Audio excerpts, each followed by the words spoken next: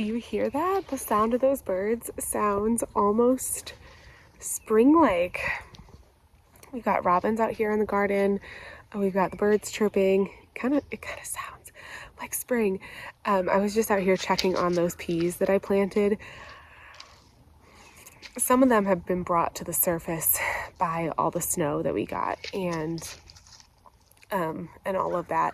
And now I don't know, they didn't look great. I'm a little worried that maybe having those two like snowy, real deep freezes, we got some really, really cold temperatures when we got the snow, that it might have just been too much for the peas. Usually I plant my peas around St. Patrick's Day, not St. Patrick's Day, Valentine's Day, and it works out just fine, but maybe I should have waited for St. Patrick's Day because they just don't look super great, but I'm gonna wait and see before I replant them. Excuse me. We've also been sick for the last few days. It's been a little bit tricky, but we do have some warm weather coming up this week. So this week it's gonna be in the 60s, highs in the 60s Fahrenheit all week. So if anything's going to really sprout and take off, I think that this week is going to be great. We might even get some more nice rain, which would be good. Just some gentle rain, some 60-degree temperatures. Like that would be really, really perfect, of course, for germination and everything. So we'll see. Maybe some of the peas still germinate. I'm sure we lost some, but we'll see. I'm keeping an eye during these temperatures with the lettuce that I seeded in the herb bed.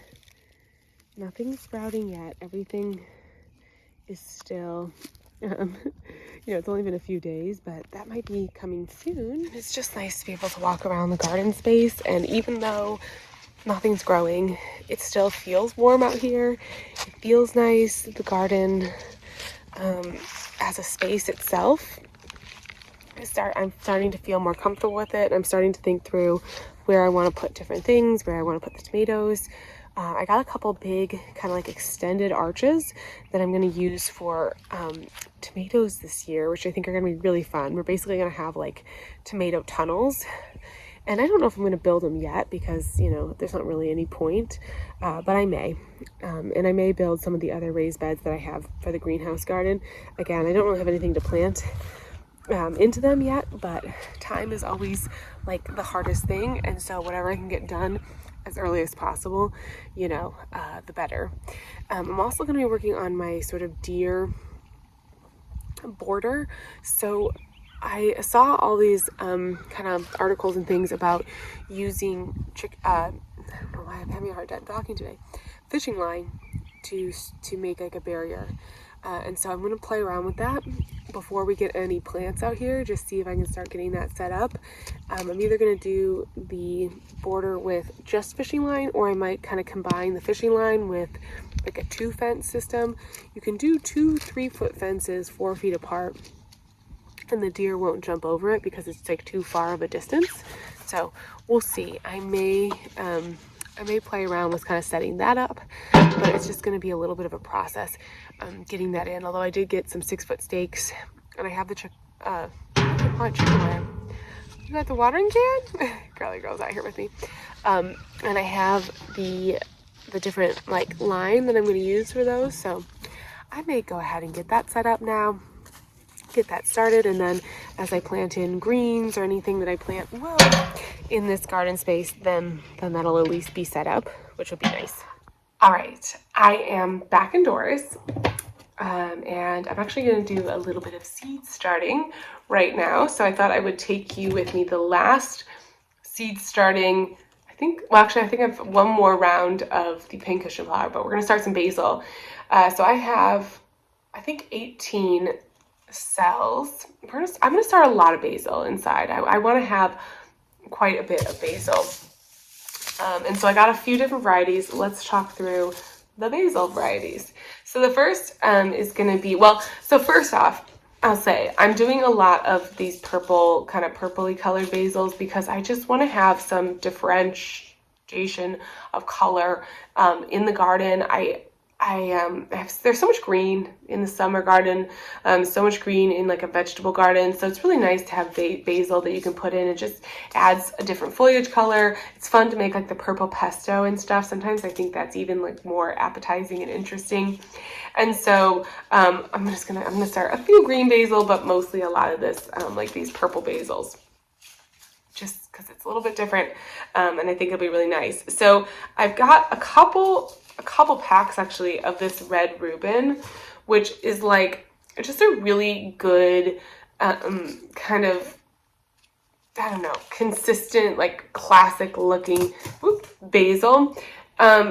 But you can use it as an ornamental plant, or you can obviously eat it as well. And it just like, it's just a big sort of easy leaf, you know, style basil. So 4 to 6 weeks before your last frost, when we want to start this indoors, that's right now. It's going to have a vibrant color. Let's see, aromatic and flavorful variety. So it's really good. It's not just that pretty different color, but it's actually going to be really good tasting as well. That's the hope.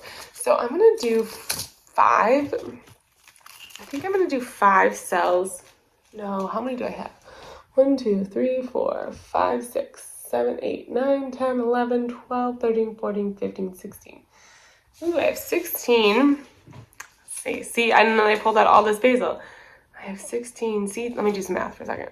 All right, I've got my seed cups right here, but we're gonna do 4 cups with the red Reuben.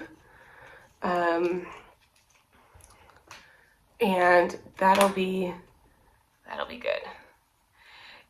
It's nice to be able to put it out in like different areas in the garden. And I'm also going to probably sow some directly, so I have a little bit of a succession harvest.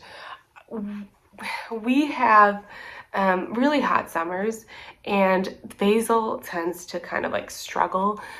By the time you get to the end of the summer around here, basil's looking pretty rough. So I'm hoping if I can manage to do a little bit of succession sowing, that would be good. I usually have a little bit of a hard time with succession sowing, just because by the time you get to the end of the season, you know, it's like, or like the middle of the garden season, there's so many other things going on that stopping to succession sow is, here, I'll pull this over here, is like not, it's kind of like the last thing. It's not top of mind.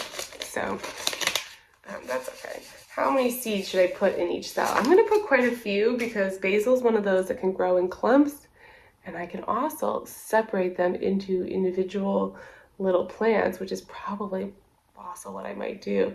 And then you can really spread them around in different areas. And basil's so little that I'm not even going to push them in. I'm just going to like water. I'm putting a ton in here. We'll see how that goes. I'll just water it in, and then like watering it in will sink everything down. Okay, the next one I'm going to do, and I'm going to do 3 of these, again, heavily sown, is licorice basil. This is in the Thai basil family, it says. I didn't actually end up using this in cooking, but it is edible. You can cook with it. But I just liked it because it was so pretty as an ornamental. And when I let this basil, let you get a look at it. When I let it flower, it was one of the most popular plants with the bees. The year I grew it, they were all over this basil. It was, oh my gosh, I can't talk and write at the same time. They were just like, they loved it. So, you know, basil in general, basil flowers. Obviously, if you're eating the basil, you don't want to let it flower, because that ruins the taste. But if you can just grow some for decorative purposes, and if you do that, the bees like love it. That and coleus, actually. Typically, of course, we grow coleus to be a, you know, like just the foliage plant. But if you ever let your coleus bloom, not only will it reseed everywhere, you could actually end up with having a lot of coleus coming back year after year. But it's, the pollinators absolutely adore it. The pollinators go crazy for it. Speaking of another one that you can grow for obviously decorative purposes. This is the cardinal basil, which has this really big, beautiful flower plume. I'm going to do a couple of these. The interesting thing about the cardinal basil is, of course, you know, it has that big, beautiful flower plume, but it's actually one of that I have found that takes the longest to bolt. And in my garden, all the years that I've grown it. So it's kind of ironic because the first couple years I grew it and I was thinking, oh, well, I'm just going to let this one flower. Like, I'm not even going to worry about trying to harvest any of it, you know, and it'll just be an ornamental, pure ornamental. And then it would not bloom. And it took forever, and it was like the last basil to bolt, and I just thought it was so funny. But you can cook with it. It is a culinary, you know, it is a culinary plant, so you can totally eat it, no problems there. Okay, then we're gonna do. Actually, I don't think there's any in here. I had some sweet Italian basil. I may just end up going and getting like an Amazel basil plant. I don't have any seeds left in that one. An Amazel basil plant, or one of those like Proven Winners pesto somethings during the season, especially since that was out. I was gonna start some like sweet basil. I don't know. Sometimes it's also good to just have like that classic green. I had to get my seeds starting in while the girls are sleeping. Okay, we have. Oh, good. We can do 3 of each. So then we're going to do a purple Petra, another purple basil. This one is pretty interesting. It has a sweet, mild taste. So it's not as like herby and pungent. So that's kind of nice. Maybe if you want to put it in like a salad or something like that, it would be good. It's just so pretty. They say try pairing it with yellow marigolds for a vibrant contrast. That does sound good. It's nice to have the sort of more mild flavor. It is really interesting how different the varieties are. One year I did a bunch of different mint varieties. I think I had the orange mint and the strawberry mint, and we made mojitos with each of the different mints. And it was fascinating, because you realize you can taste the difference. I think orange mint was the winner, if I remember right. We had some friends over and we did a taste test, and we tested out which ones were the best. I think it was orange mint that won. But yeah, I should get some more different kinds of mint again this year. Maybe I'll grow some of those. I'm gonna do strawberries in the green stalk, but maybe I'll do some mint in it there as well. Okay, so purple Petra. As you can tell, I'm not super careful or diligent about my spacing, and I'm starting. Ooh, oh no, I'm spilling seeds. When I'm starting something like this, for some of the different flowers and like my tomatoes, I was more careful about getting just 2 seeds in each one. But for something like this, like I just put a whole bunch in here, and then, as I said before, I'll separate them out. I'll do whatever. And now I spilled a bunch of this. Okay, I'm gonna put that back. I'm also tired. It's the end of the day, so I'm just trying to get this seed starting done. I've been really careful with keeping all my seeds alive, and they're all doing really well. But yeah, I've got like these final seed starting projects, and I just want to get them done. All right, here's the last one. Dark purple opal basil is my last one. I got this as a free seed pack. Oh my gosh, in 2020. So I've had these seeds for a while, so I do need to grow them. But this is such a good purple basil. This was my first purple basil that I grew, and it's a great, like, just big, beautiful, kind of Genovese style basil with the big, beautiful leaves. So really awesome for basil, for pesto and cooking and drying, and just a yummy flavor. Really nice one. I liked the purple opal. So let's do that, and then we're done. Oh my gosh. Okay. Purple opal. Okay, stick the seeds The tags, look at me being so good, labeling all my seeds. This is done. This is a fun seed tray. I've actually got in here, some of the tomatoes are coming up really well. So we've got the Juliet's looking great.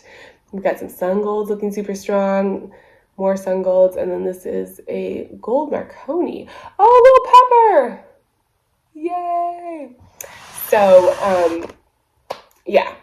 That's basically all I'm doing this week. I'm trying to keep those little seedlings out there, watered nicely, just making sure that they don't dry out, and then just keeping an eye on all of the seedlings. And that's really it so far. As far as this week in the garden, there's not a whole lot going on, although getting all this basil started was a really good project. And we're just going to keep an eye out for those peas, because I don't know. That could be interesting.